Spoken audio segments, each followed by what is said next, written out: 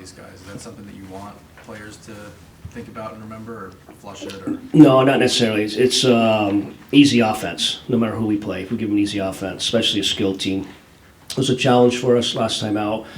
At the time, it was our first time we played a team that deep with skill. Like, obviously there's third, they even have skill in the fourth line. And we were on the road, it just kept coming.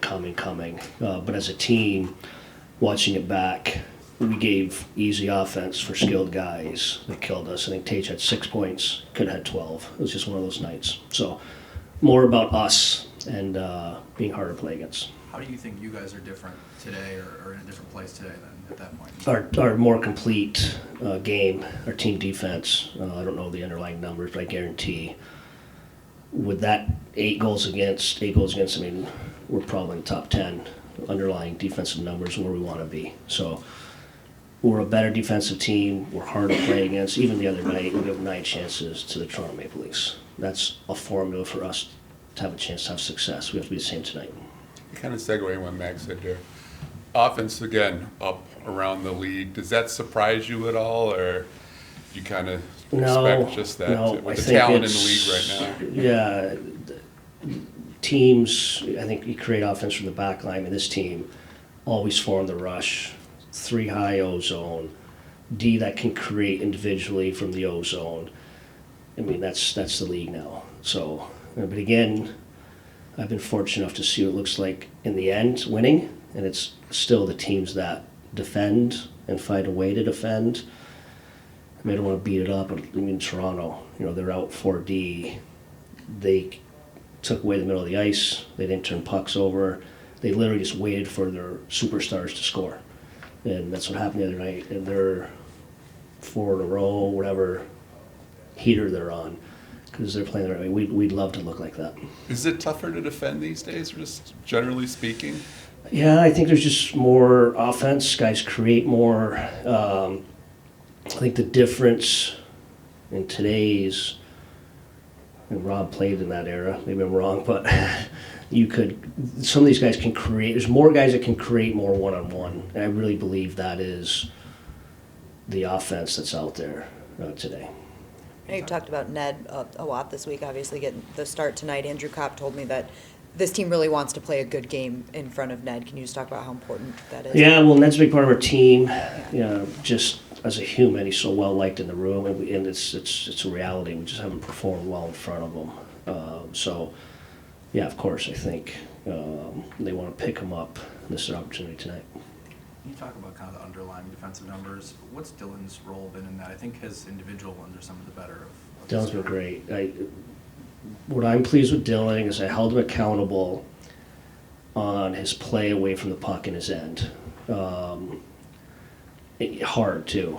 And every game he would have maybe not noticeable to the regular fan, but he'd get beat off the wall. He would lose a one-on-one battle. He'd miss a check, and ends up in our net or a chance against. He's taken a lot of pride in that, and hence his numbers are, they're phenomenal, any underlying number, because he's taken care of and he's committed to the right thing. And you talk to your skill guys all the time. It's not going to hurt your offense, might even enhance it. He believed us, and he's getting rewarded with it. When was that, when you say you held him? A lot early on, through camp.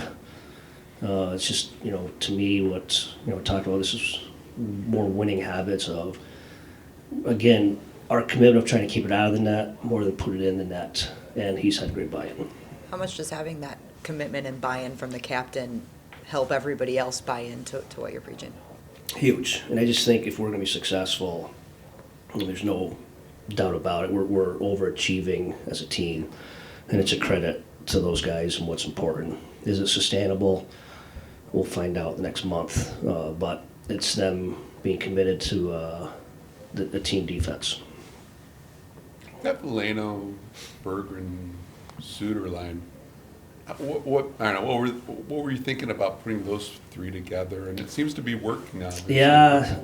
No, I don't know. It's just kind of probably worked back from maybe the top 6 down, and we only have 12 healthy forwards. We've only had 12 healthy forwards for 3 weeks now. So I wouldn't say by default. That's a little harsh.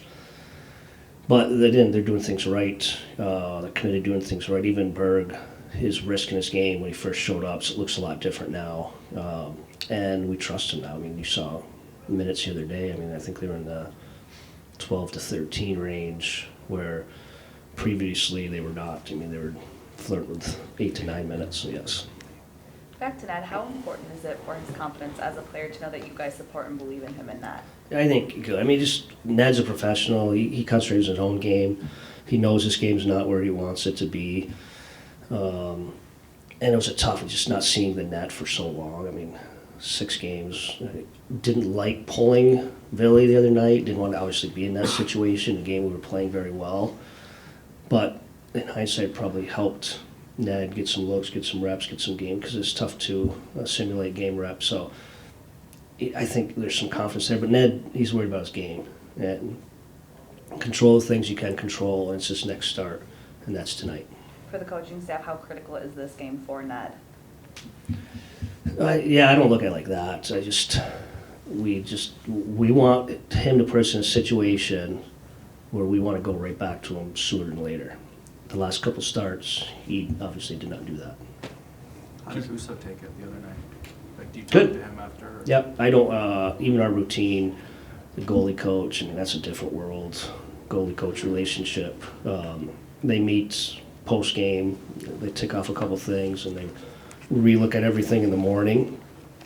And Billy asked you, can I not meet tonight, do it tomorrow? He was an absolute professional. So, again, he takes it personal. He's been such a great player for us. He's been our backbone, probably our MVP to this point of the season. And, he felt he let his group down the other night, which, I don't know if that's the case, but I like that. I mean, he took it personal. Big game for us. Playing an elite team. It was just an opportunity, and unfortunately we didn't find a way to win. It's a thing in the game, and it's obviously dumb. But is that like a last resort type of thing, Derek? It's like, oh man, I don't want to. It's like pulling a goalie or whatnot. Of course not. And you'll see, I mean, I'm only 40 games in, even being with John Cooper. We rarely pull the goalie. I think there's bigger pictures and what's going on. And even a couple games this year where we were getting run out a little bit, giving up those 6, 7, 8s. And Helene asked a good question today. What was different the other night? You've let your goalie in games giving up 8. Those games in Buffalo, New Jersey, New York, where you could tell our team didn't have it. They were hitting a wall, and the backup was playing the next night. It would have been unfair to put him in and face that. So the goalie had to eat it. The other night was different. We were playing excellent. We had a ton of zone time. It just 4 of their 5 chances went in, and it was just time to get a different look at that. Did you watch Seattle and Los Angeles last night? Bits and parts. I kept watching it. It was too late.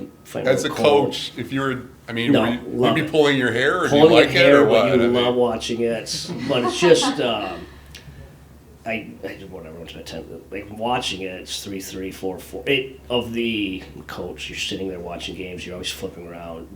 It stopped on that game.